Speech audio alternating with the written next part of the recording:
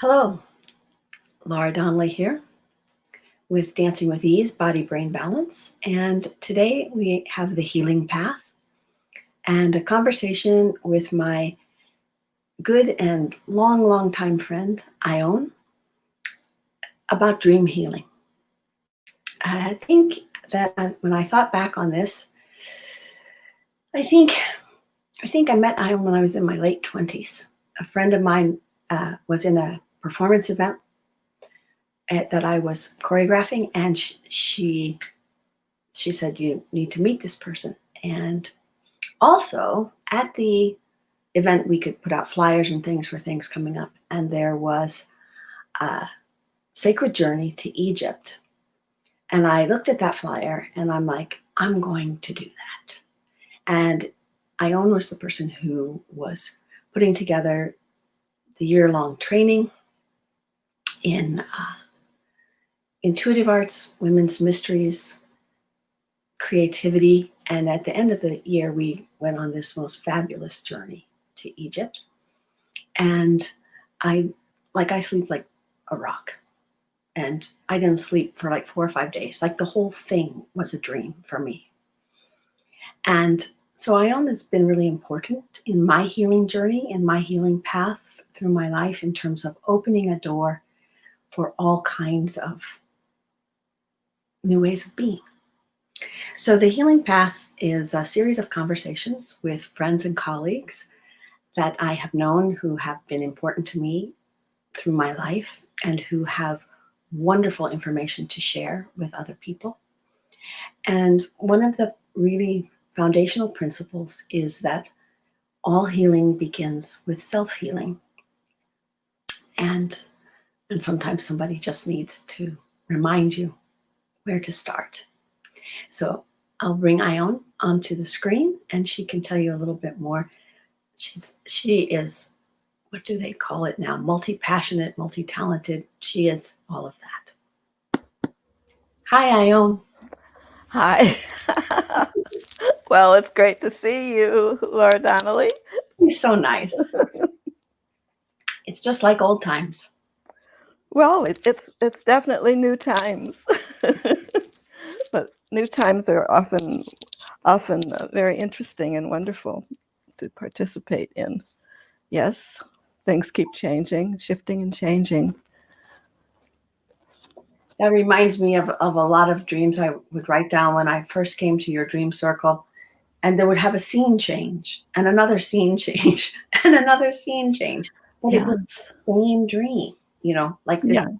Yes, you're one of those one of those that has scene changes, but that's one of, it is a phenomenon. Some people have dreams like that, and often they are theatrical or cinematic, very much like film. And yeah, I'm a dream specialist. I'm a proponent of dream community, which is something that allows us to deepen our lives, I believe. So dream community means that people are beginning to share their dreams in a very, very simple way. So it's the way that I play or work with dreams is closer to an indigenous way of being with dreaming, and some of the things that you mention are a part of that. Yeah. It's my favorite way. I mean, I read a lot of books about dreaming after I started to work with you, but I always come back to the basic things that you teach. And one of the things I remember the most is like, I had things that would show up over and over in my dreams, and I would wonder, like, what is this thing? And I would, or in my early days, I would want to go and find a book on dream symbols, and you often said, well, why don't you ask your dream what that means?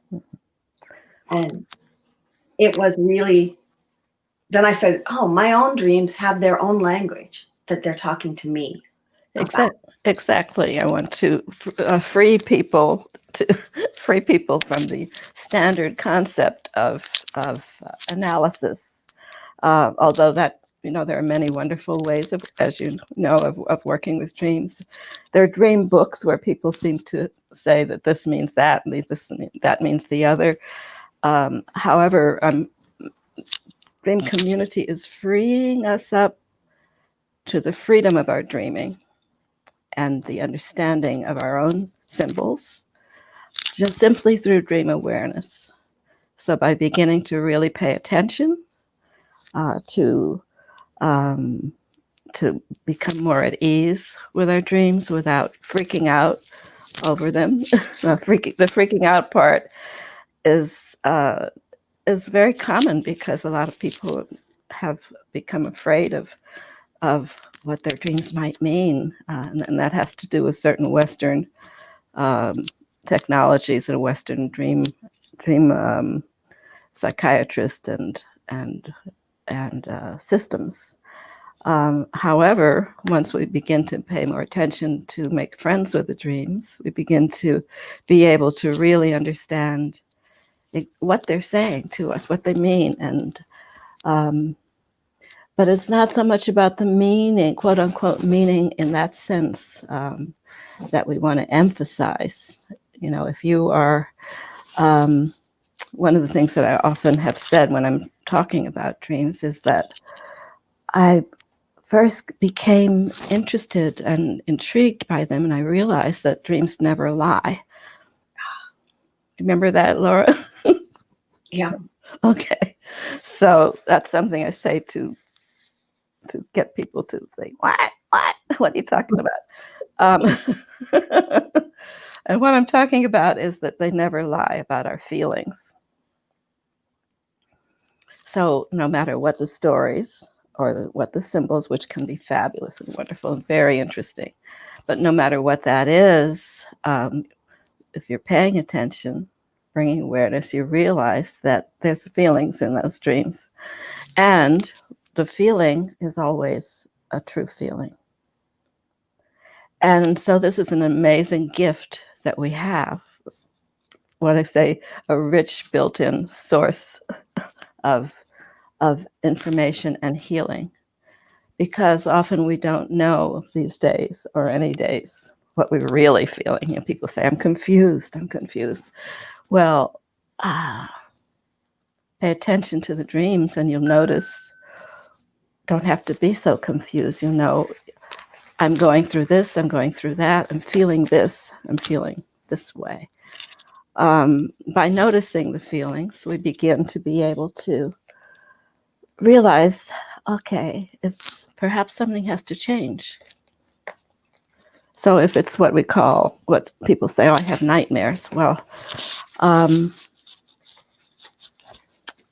by paying attention to what's happening and the feeling that one is feeling, let's say it's fear, you may be able to look at your life and look at what's happening in our lives and see, maybe there's a change that I can make, or maybe I can ask for help for this such and such a thing. In other words, it's a moment of choice that we're given. And it's that in itself is so powerful. It's so very powerful. So we take this as information. And if we're doing a journal or a notebook, which I highly recommend, just to jot down, what's happening. It's just for you. It's not a big deal. It doesn't have to be quote unquote literature. This is your dreams. If you're doing that, you begin to things begin to rise up for us. We begin to have a greater feeling of who we are, so that our dreams are not as marginalized as they have been by Western society for a few hundred years now. We're bringing back that part of ourselves. So we're balancing right brain, left brain. We're bringing in the dreams. We're not dissing the logical self the linear mind. That's okay. But we do need to balance. So we do need to bring up the other part. That's the dreaming part. That's the creative part that you're talking about. So the creative part, dreams are our deepest source of creativity. That's so beautiful. It's always rewarding for me to play with my dreams, work with my dreams. I start to use the term play rather than work, because in our society, it's work, work, work. Okay, I'll work on that. I'll work on this. So let's just do what I call lift off judgment. So LOJ is something that I've put forth in most recent dream communities, DeepListening dream communities, and other dream communities.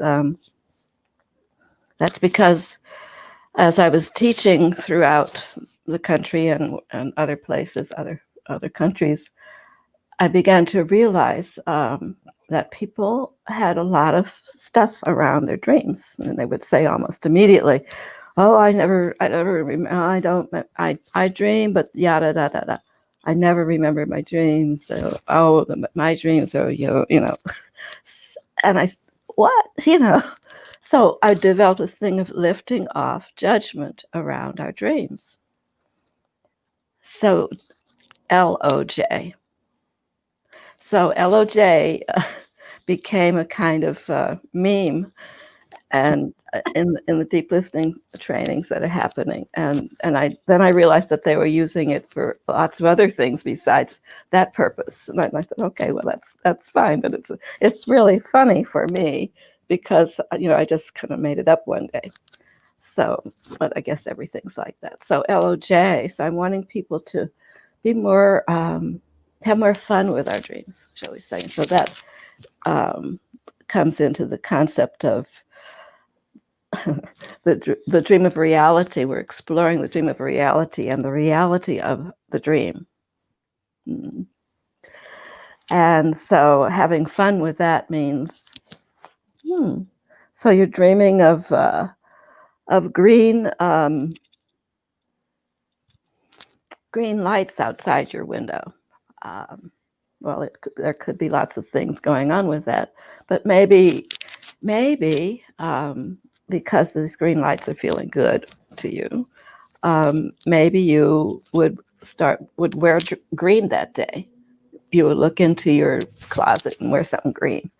This is called wearing your dreams, but it often happens unconsciously. So I have noticed, because I have a private practice as well as a public practice of dream awareness, I would notice that a young person or an older person might come into my office and be sitting there, and that person is wearing their dream in some way.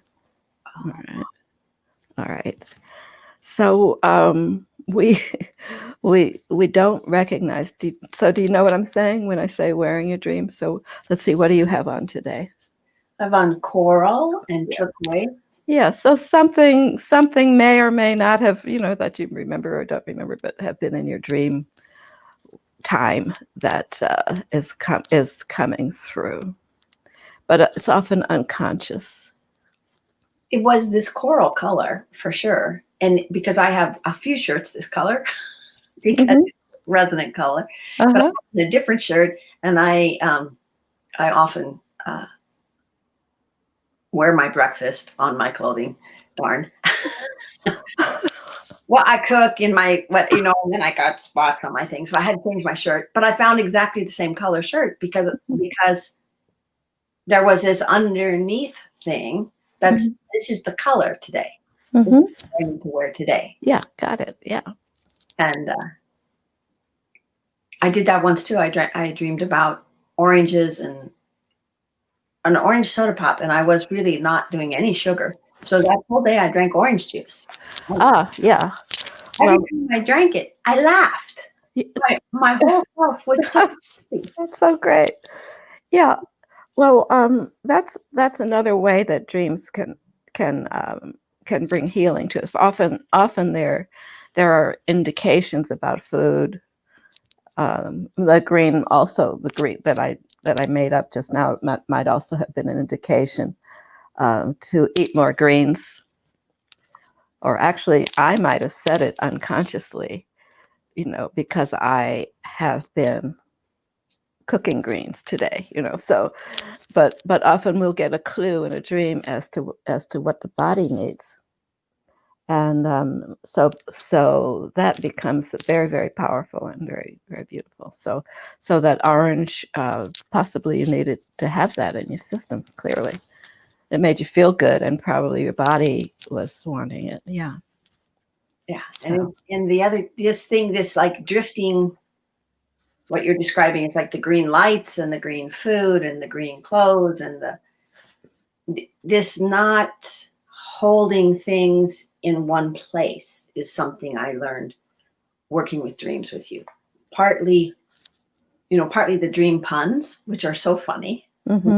Mm-hmm. Or when I would be writing my dream, and you also always suggested that we write the dreams in the present tense. And tell them in the present tense, yeah. And sometimes I would write the wrong word. I'd be thinking the word I meant, but then I write the wrong word. But you'd always encourage that to be there because that was not necessarily the wrong word. Exactly. So we're expanding our consciousness. We're also expanding the what we call dream. So I often have us pay attention to the whole morning as dream, for example. Especially when I'm doing a retreat or workshop in which people are having a silent morning. So you're going into sleep with the understanding that you're paying attention to your dreams, and in the morning, while you're jotting down what you recall, and you're also noticing everything around you, and you're keeping nonverbal time up until, say, noon, or up until the first class if it's a retreat. And you're allowing time for all that good numinous material to come down and to be with you. And we say that all of that is a part of your dream. We are dreaming all the time. We just don't call it a dream. So there are different levels of dreaming. We don't call it a nighttime dream, but a daydream is important as well. So we're exploring these in-between places. What's dream? What is quote unquote reality? So reality, ha ha ha.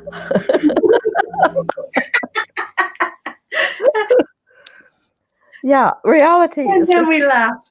Well, it's just an agreement. We agree that all of this is reality. That this is reality.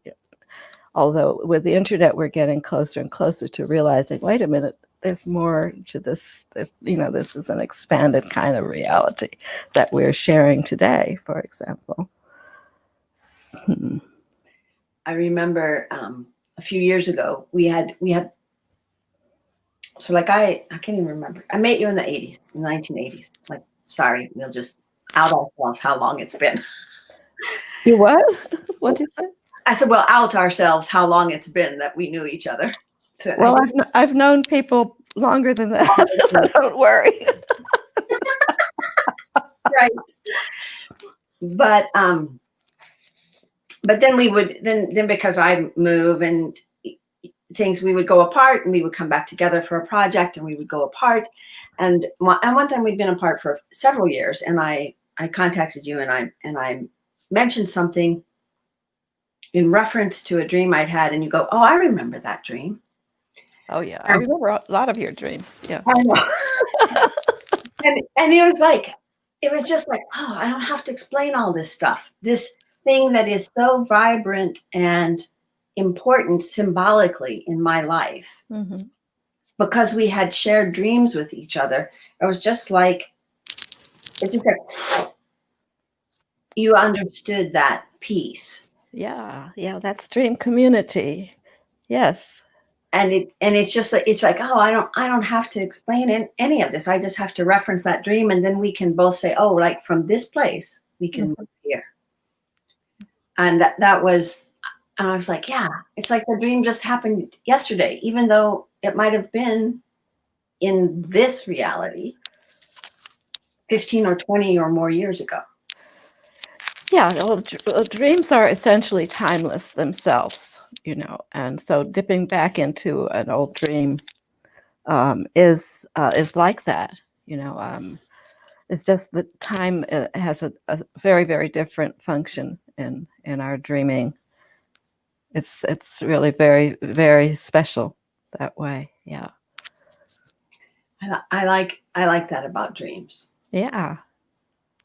I was also thinking about healing in dreams, something you said earlier, and how I remember at a dream retreat, we would have a partner and do ask for a healing dream for the partner overnight, and then the next morning you would say to us that actually that whatever dream we had was for us and our partner, that there was meaning for both people in the dream, that I asked for it for the other person, and that I don't know the meaning it could have for the other person. I just share the dream with them, and that has meaning for them. But also because I had the dream, it could have some important meaning or healing potential for myself also. That's right. That's good. You know, you're a gold star dreamer, you know. You got it down. You got it right. Well, there's no failing dream class. No, but yes, well, that I often we go through a process of bringing that awareness of our own dreaming, and if we have time over a few days together, then we practice healing, dreaming, healing for another person, and then and it always relates to our own issues, our own healing needs, and surprisingly, it often has some wonderful meaning for the other, can have other meaning for the other person, and we can go from there to dreaming for the group and dreaming for, you know, our cities, dreaming for the town, dreaming for the world. And so we're really, I'm really interested in that because that's the way our indigenous communities have lived with their dreams. When you're paying attention to the dreaming, to your dreams in a community around the table, say in the longhouse around the morning gathering, and everyone is sharing their dreams, and then you know what feelings are happening in the community, and you know what is needed by different persons in the community. A child might need a little more care, or an elder, or the whole community might need to pick up and leave this place and go to another place. And that would show up in dreams. So that was kind of a training that I do with people to begin to move to these larger levels of dreaming. When we're doing a retreat, I just done 2 rather big retreats, women's mysteries retreats, so it's still happening, and deep listening retreats. And we notice in the dream realms that often there's one person at least has had a dream that is a dream for the community, that really has meaning to the whole group. And that could happen in advance of the actual getting together and meeting these people. So so that's pretty cool. Lots of cool stuff. I used to have sometimes this feeling like that I would have a dream and I would write it down, and it would be full of people I didn't know. And then as many as 2 or 3 years later, I would walk into a scene from that dream in again what we think of as reality. But then I suddenly know all these people, and it would just be like shifting. It'd be like, oh, this was my dream, but now I know these people, so this is really happening. And it was just kind of like what you said, is that the dreams are timeless, and we can dream forward and we can dream backwards. Yes.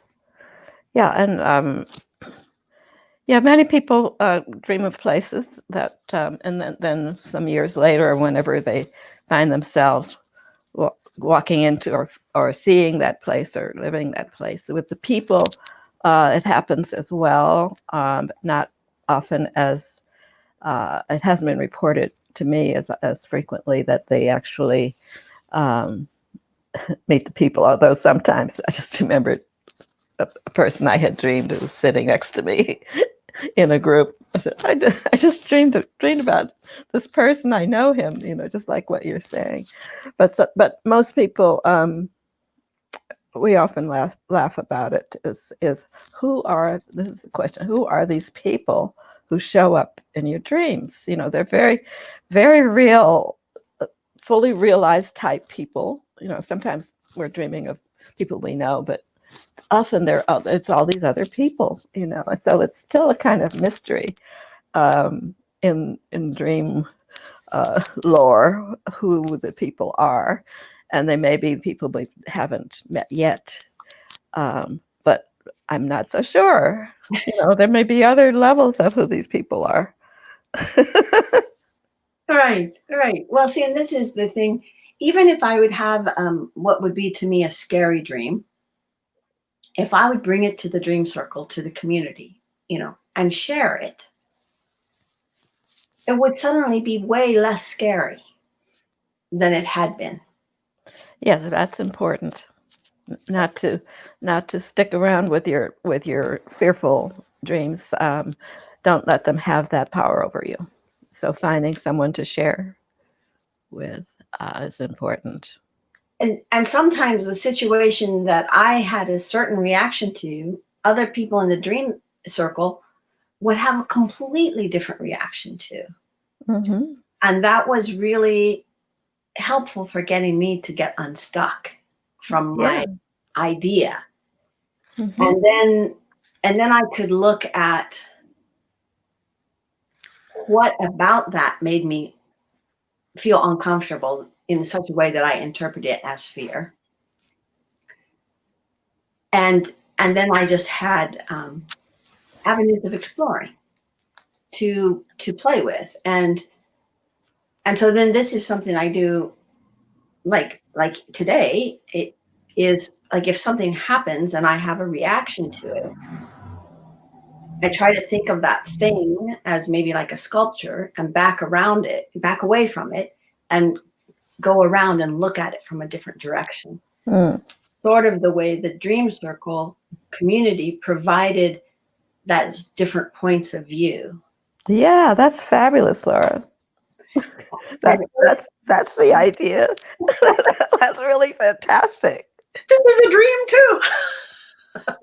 Well, this is a dream too, and so yes, we can learn from our dreams how to interact with this dream, what Arno Mindell calls consensus reality. Oh, I love that term. Yeah, meaning that yes, we have a consensus that this is reality. It's because we all agree that this is the way it is. We could have a different agreement. And sometimes people do. And when you start dreaming and paying attention to our dreams, we begin to expand that understanding of reality. Well, and that's one of the things I think that I attribute to knowing you and to knowing Pauline is expanding the boundaries of my consensus reality. Yes. And that was really wonderful for me as an artist, as to making work and creating work and what kind of work I could create. I remember the first time too, I wrote something down, and I think I turned a little dream into a poem. I was really shy to share it. And And the dream community was a safe place to share too, because everybody was sharing dreams, right? Mhm. And so it was okay if it wasn't a real thing yet or a fragment of an idea. I told you I was nonverbal, and you just busted up. and and I had this idea of myself because I was a dancer that I spoke through movement, and I didn't have a good grasp of verbal communication. And I can't remember if you laughed at the time or if you just said, well, I don't know if that's exactly true. No, I don't think so. I would never, ever, that would never, even then, I don't think that would have come to me as a way of describing you. But I know what you were trying to say. But I mean, I think that popped me out of that really, really limiting view of myself.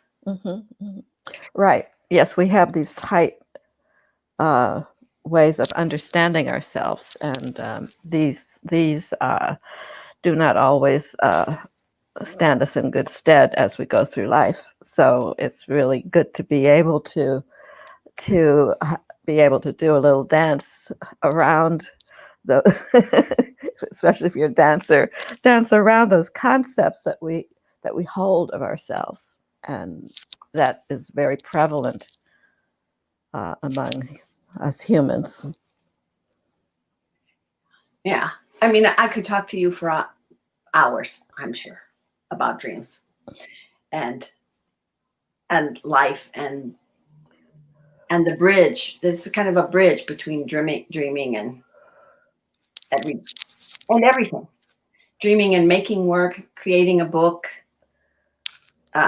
Well, that bridge that you're talking about, that you were trying to recall what it was that I often say, which is I speak about the Native American communities in which many have said,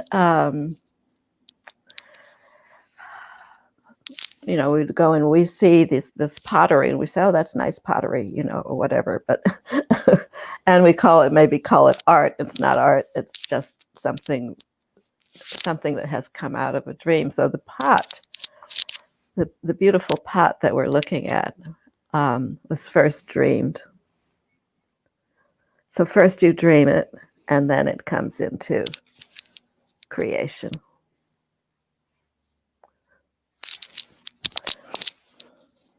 It's a beautiful way to live. And in some ways, on a quantum level, that's what they say we're doing, that we are creating this reality. And that's one of the things I think is so important to remember about Dreamwork. And the bringing, what you said at the very beginning, is to become aware of what we're dreaming. And when we are in consensus reality, we can forget that we are actively creating this. Sure. That we have a choice in how this is coming. And when it feels safer to me to play in my dreams and to experiment with what I could create in my dreams, then it might feel to do it here. But then when I remember, oh, if I can do it in my dreams, I can do it here. And I can choose to dream a happier ending. Like sometimes you would suggest that we go back into our dream and redream the ending. Well, yes, to the best of our imagination, of our own imagination. Yeah. And so, well, this was lovely. Do you have anything you want to share additionally? I mean, like I said, I could talk to you forever, but we don't want to go on forever. Well, there's so much to say, but certainly encouraging the concept of lifting off judgment around dreams, of keeping a dream journal, of beginning to share dreams in the family, with friends, in a non-judgmental way. So not jumping on another person's dream and saying, "Oh, that means yada da." We don't want to do that. What we want to do is feel the feelings that that person is having. Notice that you're actually feeling something when another person tells you a dream. Not only are you feeling something from them, right, and feeling something yourself. And then it's important to realize that you are having your own version of that other person's dream. And it's a different version. It's your own version. And sometimes sharing that can be fun, in a lighthearted way.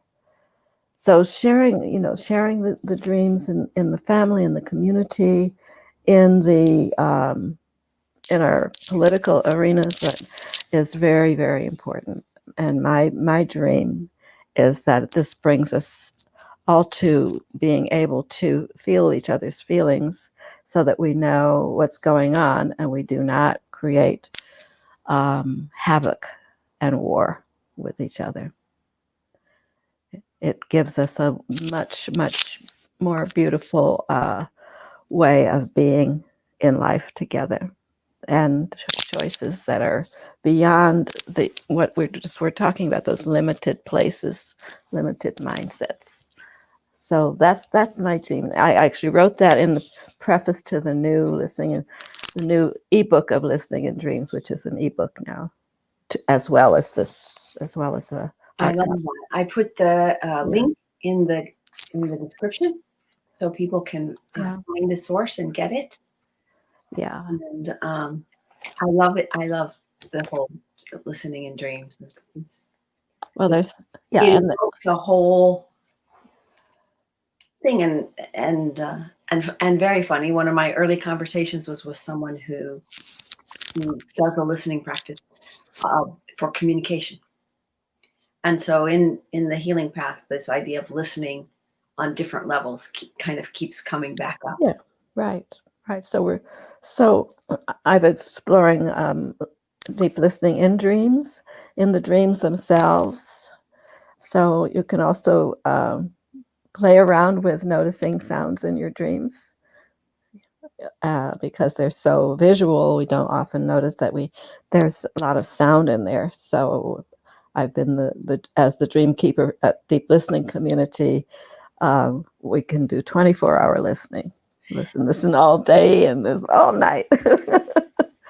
But no, so that's a fun thing to do. So have more fun with your dreams, and share them. Awesome. Thank you so much, Ione. I really, really appreciate it. I am so glad that you could come and share with us today. It's so great. I'm so happy that you're doing this. My number one ace dream student. That's so fun. Okay. Now you can really describe what it means to you and what it has meant, but also the processes. That's really lovely. All right. Thank you so much.